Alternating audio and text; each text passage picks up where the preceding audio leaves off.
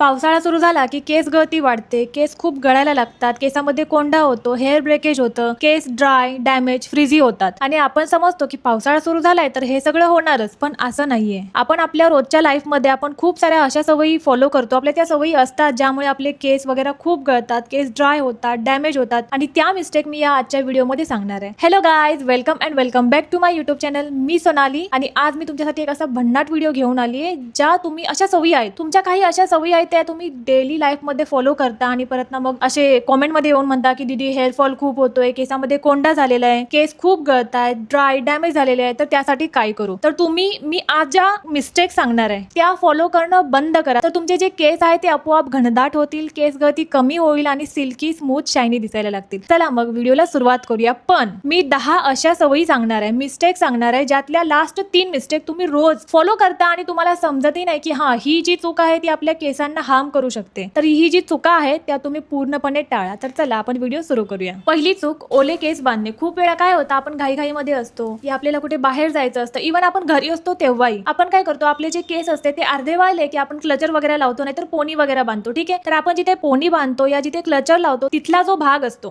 भाग असतो तो पूर्ण ओलावा तिथे तसाच राहतो. त्यामुळे काय होतं, केस तुटतात, मुळातून तुटतात, खाज जास्त होते, तिथून दुर्गंधी येते आणि कोंडा खूप जास्त होतो. ही जी घाण सवय आहे ती तुम्ही टाळा. ठीक आहे, त्याऐवजी आपण काय करू शकतो, केस पूर्णपणे सुकवून घ्यायचे मायक्रोफायबर टॉवेलने. स्काल्प पूर्ण कोरडा झाल्यावरच केस बांधायचे. तुम्हाला पोनी घालायची असेल तर ते तुम्ही घालू शकता, पण ते पूर्णपणे वाळल्यानंतरच. गरज लागेल तर तुम्ही हेअर ड्रायर वापरू शकता, पण ते कूलवर सेटिंग ठेवून. ठीक आहे, जास्तीत जास्त हेअर ड्रायर वापरणं अवॉइड करा, पण कधी अर्जन्सी वगैरे असेल तर तुम्ही वापरू शकता. दुसरी सवय, कोंडा असतानाही रात्रभर तेल लावून ठेवणे. काही लोकांना काय वाटतं, पहिलं मलाही वाटायचं की केसांमध्ये कोंडा वगैरे असेल आणि मी रात्रभर तेल वगैरे लावून ठेवलं तर तो कोंडा कमी होईल. पण जर का तो कोंडा बुरशीमुळे असेल तर जे तेल आपण लावतो, हेअर ऑइलिंग आपण करतो, ते कोंडा वाढवण्याचं काम करतं. तर आपल्याला तेल कधी वापरलं पाहिजे, या केसांना तेल कधी लावलं पाहिजे, जेव्हा आपण हेअर वॉश करतो त्याच्या 30 ते 60 मिनिट आधी आपण आपल्या केसांना तेल लावू शकतो. आणि तुमच्या केसांमध्ये कोंडा जास्त असेल तर तुम्ही डर्मॅटलाही दाखवू शकता. या सतत कोंडा असेल तर तुम्ही अँटी डॅन्ड्रफ शॅम्पू वापरू शकता. तुम्हाला अँटी डॅन्ड्रफ शॅम्पूचं सजेशन हवं असेल, कोणता वापरला पाहिजे, कोणता चांगला आहे वगैरे, तर तुम्ही मला कॉमेंट मध्ये सांगू शकता, मी नेक्स्ट व्हिडिओ त्यावर बनवेल. तिसरी चूक जी मीही आधी करत होते, मलाही असं वाटायचं कंडिशनर केसांना लावला की केस तुटतात, गळतात, पण हे चुकीचं आहे. मला माहितीये तुम्हालाही असं वाटत असेल, पण हे अत्यंत चुकीचं आहे. कंडिशनर लावलं की केसांमध्ये जे घर्षण होत असतं ते कमी होतं, आपल्या केसांवर एक लेअर तयार होतो जेणेकरून आपले केस फ्रीझी होणं बंद होतं. या कमी प्रमाणात, मतलब फ्रीझी होतच नाहीत. ठीक आहे, आपले केस सिल्की दिसतात, मऊ दिसतात, शायनी दिसतात आणि केसही आपले तुटत नाहीत. आणि एक गोष्ट लक्षात ठेवा, आपण जेव्हा कंडिशनर लावतो तो आपल्या हेअर लेंथवर लावायचा आहे, लाईक इथून इथपर्यंत लावायचा आहे, वर आपल्या स्काल्पवर लावायचा नाहीये. आपण जर का स्काल्पवर लावला तर आपल्याला प्रोडक्ट बिल्डअप होतो, आपल्या केसांमध्ये खाज होते, म्हणजे स्काल्पमध्ये खाज होते आणि डॅन्ड्रफी होऊ शकतो. सो आपल्याला फक्त हेअर लेंथवर कंडिशनर लावायचं आहे. चौथी सवय, गरम पाण्याने केस धुणे. मी आतापर्यंत माझ्या चॅनलवर जेवढी लॉंग शॉर्ट व्हिडिओ टाकले असतील, तुम्ही कधीही पाहाल तर मी माझे केस हे कोमट पाण्याने या थंड पाण्यानेच धुते. कधीही मी माझे केस गरम पाण्याने धुत नाही. आता पावसाळा आहे तर आपण नॉर्मली गरम पाण्याने आंघोळ करतो, तर काही लोक गरम पाण्याने केसही धुतात. गरम पाण्याने केस धुतले तर आपल्या स्काल्पमध्ये जे नॅचरल ऑइल असतं ते निघून जातं, केस ड्राय, डॅमेज, फ्रीझी दिसू लागतात. तर यावर योग्य पर्याय काय आहे, आपल्याला गरम पाण्याने केस धुवायचे नाहीयेत, आपल्याला कोमट पाण्याने या थंड पाण्यानेच केस धुवायचे आहेत. पाचवी सवय, स्काल्प. आपला स्काल्प जो आहे तो नीट न वाळवते. बरेच लोक काय करतात, आपल्या केसांची लेंथ पूर्णपणे वाढवून घेतात, पण आपला स्काल्प तो ओलाच राहतो आणि तो लवकर वाळतही नाही. तर काय होतं, जेव्हा आपला स्काल्प ओला राहतो तर आपल्या स्काल्प मध्ये दुर्गंधी येते, कोंडा होतो, केसांची खाज होते. तर यावर काय केलं पाहिजे, आपल्याला पहिल्यांदा स्काल्प वाळवायचा आहे, त्यानंतर हेअर लेंथ वाळवायची, जेणेकरून आपल्याला केसांमध्ये खाज नाही होणार आणि कोंडाही लवकर नाही होणार. तुम्ही नेहमी नोटीस करत असाल ना, तुम्हाला सारखा केसांमध्ये कोंडा होतो, स्काल्प ड्राय होतो, तर या मागचं कारण हे असू शकतं. तुम्ही एकदा हे ट्राय करून बघा. सहावी सवय, घाणेरड्या उशीच्या कव्हरवर झोपणे. आपण ज्या उशीच्या कव्हरवर झोपतो, मला माहितीये तुम्ही आठवडाभर ते कव्हर चेंज करत नसाल, काय 2 आठवडा 3 आठवडा ही कव्हर चेंज करत नसतील, पण तुम्हाला माहितीये तुमचा जो ऑइली स्काल्प असतो, तुमचे जे प्रोडक्ट वगैरे लावता, सिरम लावता, या स्ट्रेकचं सिरम वगैरे असं काहीही तुम्ही लावत असाल तर त्याचं जे पण जी घाण वगैरे असेल ती त्या उशीच्या कव्हरवर जमा झालेली असते आणि आपण काय करतो, आणि त्यामुळे काय होतं, केसांमध्ये कोंडा होतो, स्काल्प एकदम ड्राय होतो आणि इव्हन आपल्या स्काल्प मध्येही पिंपल येतात आणि गालावरही पिंपल येतात. तुम्ही हे नोटीस केलं असेल. यावर तुम्ही काय केलं पाहिजे, तुम्ही तुमच्या सवयी बदला. उशीचा जो कव्हर आहे तो आठवड्यातून एकदा या 4 दिवसातून एकदा तर तुम्ही वॉश केलाच पाहिजे. आणि जर का तुमचं ऑइली स्काल्प आहे तर आठवड्यातून 3 वेळा तुम्ही हेअर वॉश केलाच पाहिजे. नॉर्मल स्काल्प असेल तर तुम्ही आठवड्यातून 2 वेळा वॉश करू शकता. सातवी चूक, खूप वेळा शॅम्पू करणे. काही लोक काय करतात, त्यांचा जो स्काल्प असतो तो ऑइली असतो म्हणून दिवसातून 2 वेळा ते हेअर वॉश करतात शॅम्पूने. त्यामुळे काय होतं, तुमचा स्काल्प जो आहे तो संपूर्ण ड्राय होतो, केसांमध्ये प्रोडक्ट बिल्डअप होतो, केसांमध्ये खूप सारी खाज होते आणि कोंडा तर होतोच. आणि त्यामुळे काय हो, तुम्ही जेव्हा जास्त वेळा हेअर वॉश करता तेव्हा आपले केस जे आहे ते रफ होतात, डॅमेज दिसतात. तर यासाठी योग्य रुटीन काय आहे? तुमचा जर का ऑइली स्काल्प असेल तर आठवड्यातून तुम्ही 3 वेळा हेअर वॉश करा. तुमचा जर का नॉर्मल या ड्राय स्काल्प असेल तर तुम्ही आठवड्यातून 2 वेळा हेअर वॉश करू शकता. आता आहे 8वी आणि महत्त्वाची सवय. मला माहिती आहे तुम्ही सुद्धा ही सवय रोज फॉलो करता आणि हे चुकीचं आहे, तुम्हाला जाणवतही नाही. दुसऱ्यांचा कंगवा वापरणे. आपण दुसऱ्यांचे कंगवे वगैरे वापरतो, घरामध्ये तर वापरतो, कधी कधी ते आपल्याला नॉर्मल वाटतं पण ते नॉर्मल नाही आणि बाहेर गेल्यानंतर अरे दे ना तुझा कंगवा यूज करायला. पण जर का त्यांच्या केसांमध्ये उवा झाल्या असतील आपल्या केसांमध्ये होणार, त्यांच्या केसांमध्ये कोंडा असेल आपल्या केसांमध्ये होईल, त्यांच्या स्काल्पमध्ये काही इन्फेक्शन असेल आपल्या केसांमध्ये पण होईल, आपल्या स्काल्पमध्ये पण होईल. सो आपल्याला आपला स्वतःचा एक कंगवा ठेवला पाहिजे आणि तोच वापरला पाहिजे. अँड मेक शुअर की तुम्ही लाकडी कंगवा वापराल, तो आपल्या स्काल्पसाठी आणि हेअरसाठी खूप बेनिफिशियल आहे. आणि हा आपला जो स्वतःचा आपण कंगवा वापरतो तो आठवड्यातून एकदा तरी धुवा. दुसऱ्यांचा जर का कंगवा वापरतो तर आपल्याला माहिती आहे त्याचे कारनामे या इफेक्ट काय होणार आहेत ते. सो मेक शुअर की आपला कंगवा वापरा. 9वी चूक, कोंड्याकडे दुर्लक्ष करणे. आपल्या केसांमध्ये कोंडा होतो आणि आपण त्याकडे दुर्लक्ष करतो आणि फक्त त्या नावावर फक्त ऑइलिंग वगैरे करतो. कधी कधी तो सेबोरिक डर्मॅटिटिस या समस्येचं लक्षणही असू शकतं. या समस्येकडे दुर्लक्ष केल्यास इथे लालसर वगैरे असं इरिटेशन वगैरे होतो, केसांमध्ये खूप खाज होते, केस वगैरे जास्त गळतात, आपल्या स्काल्पमध्ये छोटे छोटे पिंपल वगैरे येतात. सो ही जी सारी लक्षणं आहेत ती आपल्या कोंड्याची नॉर्मल लक्षणं नाहीये, तुम्ही डर्मॅटला दाखवलं पाहिजे. आणि एक गोष्ट, अँटी डॅन्ड्रफ शॅम्पू वापरूनही जर का तुमच्या केसातील कोंडा जात नसेल तर तुम्ही डर्मॅटकडे ट्रीटमेंट करू शकता आणि ती ट्रीटमेंट तुम्हाला केलीच पाहिजे. 10वी सवय, खूप DIY वापरणे. आपण युट्यूबवर, इन्स्टावर खूप सारे DIY remedies, recipes, hair care routine खूप काही बघतो आणि ते आपण ट्राय करतो. आठवड्यामध्ये अनेक DIY वापरू नका. तुम्ही जर का एक DIY पाहिलं असेल तर त्याची आधी पॅच टेस्ट करा, ती तुमच्यावर सूट होते की नाही ते पहा आणि त्यानंतर त्यामध्ये कन्सिस्टंट राहा. या आठवड्यामध्ये वेगळे DIY वापरले, पुढच्या आठवड्यामध्ये वेगळे DIY वापरले, तर असं करू नका. एक जर का रेसिपी असेल, रेमेडी असेल, ते तुम्हाला सूट होत असेल तर त्यामध्ये कन्सिस्टंट राहा, तर तुमचे केस वगैरे हेअर ग्रोथही होईल आणि जेही तुमचे इश्यू आहेत तेही कमी होतील. आणि हा त्यापेक्षा जास्त महत्त्वाचं म्हणजे साधी आणि कन्सिस्टंट हेअर केअर रुटीन खूप महत्त्वाचं आहे. त्यामुळे तुमची केस गळती कमी होऊ शकते आणि हेअर ग्रोथ होऊ शकते. तुम्हाला जर का सिंपल हेअर केअर रुटीन हवं असेल तर तुम्ही मला कॉमेंटमध्ये सांगू शकता, मी तुमच्यासाठी नक्की व्हिडिओ बनवेल. पावसाळ्यात केस गळणं हे सामान्य असू शकतं, पण या वरच्या 10 सवयी ज्या मी तुम्हाला सांगितल्या त्या जर का तुम्ही टाळल्या नाही तर ते असामान्य होऊ शकतं. या ज्या 10 सवयी आहेत या आपण चुकाही म्हणू शकतो, या टाळा आणि बघा मग तुमचे केस कसे मस्त होतात आणि स्काल्प कसा हेल्दी होतो ते. तुम्हाला जर का व्हिडिओ आवडला असेल तर व्हिडिओला लाईक करा, शेअर करा आणि तुम्ही या चॅनलवर नवीन असाल तर चॅनलला सबस्क्राईब करा.